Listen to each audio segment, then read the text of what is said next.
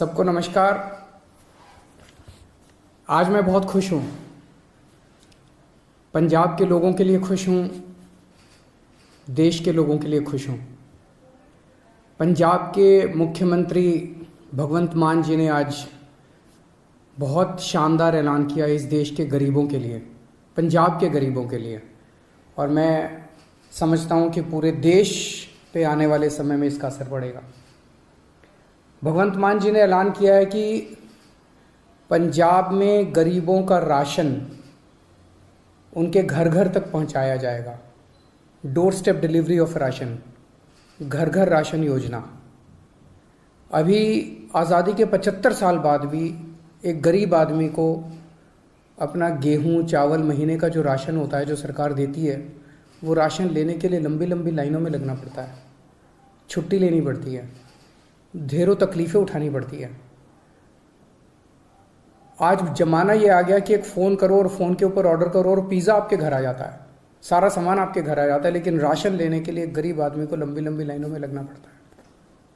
तो घर घर राशन योजना के तहत लोगों का गेहूं या आटा या दाल जो भी है, चावल, वो अच्छी सी पैकिंग करके, बोरी में पैकिंग करके आपके घर का जितना भी बनता है वो आपके घर में सरकार हर महीने आपके घर में दे के आएगी।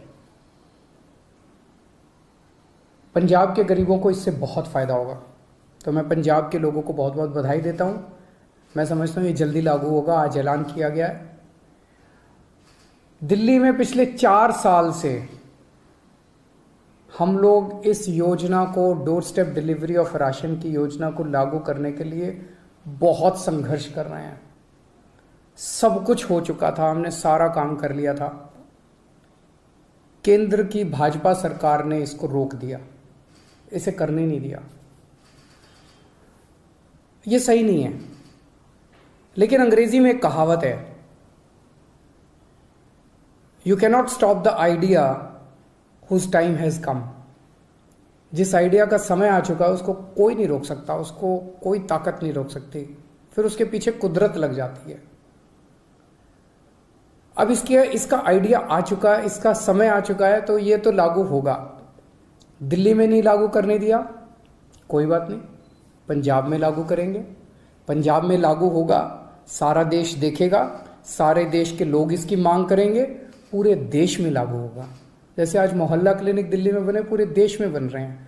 दिल्ली के अंदर जो जो चीज़ें लागू कर रहे हैं, पूरे देश में लागू होती जा रही हैं। पिछले कुछ वर्षों में आप लोगों ने सबने देखा कि किस तरह से दिल्ली के लोगों के कामों को रोका गया, किस तरह से हम मोहल्ला क्लिनिक बनाना चाहते थे, मोहल्ला क्लिनिक को 2 साल तक रोक लिया, लेकिन फिर बनाए हम लोगों ने। सीसीटीवी कैमरे पूरी दिल्ली में लगाना चाहते थे, उनको 3 साल तक फाइल रोक दी केंद्र ने। स्कूल बनाना चाहते हैं, उनको रोका जाता है। अस्पताल बनाना चाहते हैं, उनको रोकने की कोशिश की जाती है। पिछले 75 साल से इस देश के लोगों को रोका गया, हर कदम पे रोका गया। लोग आगे बढ़ना चाहते हैं, लोग विकास करना चाहते हैं, लोग प्रगति करना चाहते हैं, उन्हें रोका जाता है। इस देश के लोग बहुत अच्छे हैं, इस देश के लोग बहुत इंटेलिजेंट है, इस देश के लोगों में बहुत टैलेंट है, इस देश के लोग तरक्की करना चाहते हैं, लेकिन उनको 75 साल से रोका जा रहा है। लेकिन अब लोग रुकने वाले नहीं हैं। अब लोगों ने ठान लिया, अब लोग खड़े हो गए हैं।